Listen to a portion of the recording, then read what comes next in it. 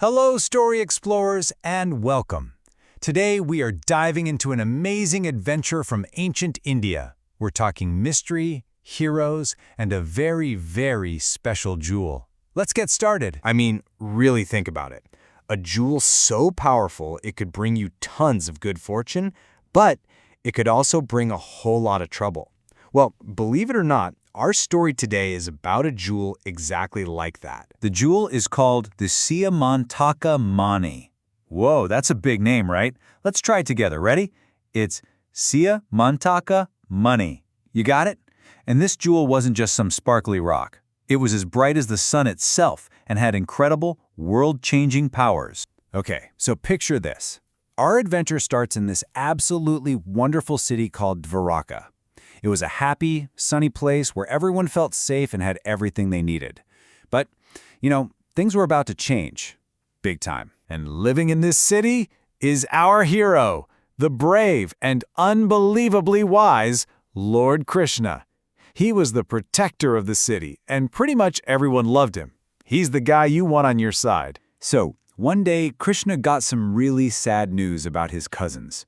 He and his brother Balarama had to travel to another kingdom, a place called Hastinapura, to go and comfort their family. And this meant he had to leave Dwaraka and the magical Syamantaka jewel behind. And you guessed it. With our hero away from the city, someone saw a perfect chance to do something awful. A man whose heart was just filled with greed started to cook up a truly wicked plan. This greedy man, his name was Shatadhanva, he broke into the home of Satyajit. He was the one taking care of the jewel. And he did a terrible thing. He killed Satyajit while he was sleeping and then stole the Syamantaka, leaving the whole family completely heartbroken. So let's just quickly look at how this all happened. First, the big one. Krishna was gone. That left the city open for trouble. Then, the villain, Shatadhanva, swooped in and stole the jewel. And finally, the brave Queen Satyabhama, she raced all the way to Hastinapura to find Krishna and tell him what happened. Now, when Krishna heard the news, his heart was filled with sorrow. But he looked right at his wife and his family, and he made them a promise. He said he would find that jewel and make sure the person who did this was brought to justice. The hero was officially on the case. Krishna, Balarama, and Satyabhama raced back to Dwaraka. And the second day arrived, the hunt was on. This is where it gets really exciting. Let's break down this amazing chase. Shatadhanva took off on a horse that could run for hundreds of miles. But that was nothing for Krishna and Balarama and their super-fast chariot. They chased him all the way to another city, where his poor horse just couldn't run anymore. Shatadhanva jumped off and started running for his life. But Krishna was even faster. He leapt from his own chariot and kept chasing him on foot. It was an intense chase, but it was finally over. Krishna caught up to Shatadhanva, and right then and there, he delivered justice, defeating the villain once and for all. So Krishna searched the villain's clothes, totally expecting to find that big shiny Syamantaka jewel. But wait a minute, it was gone. It wasn't there. The bad guy was caught, sure, but the magical jewel was still missing.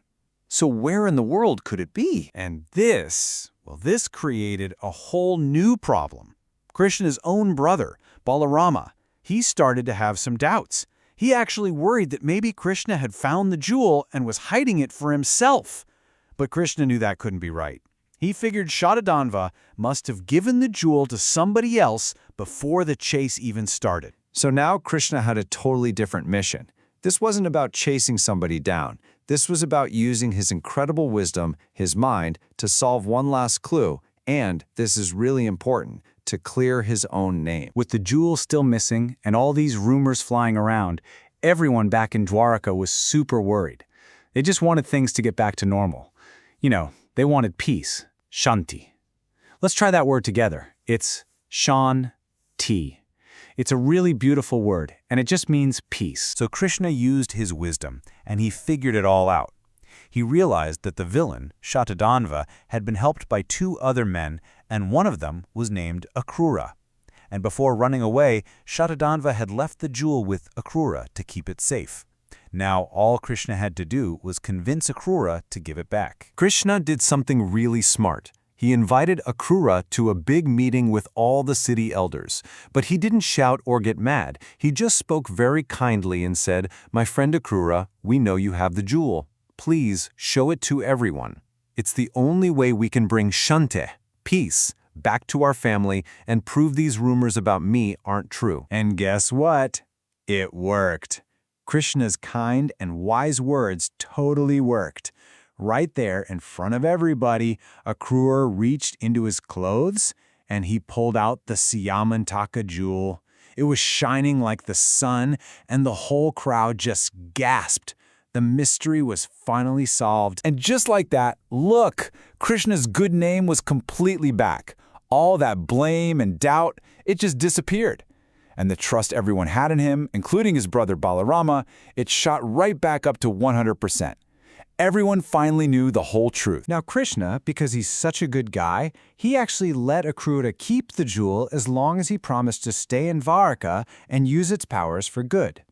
So after all that, what can we learn from this incredible story? Well, there are some pretty big lessons here.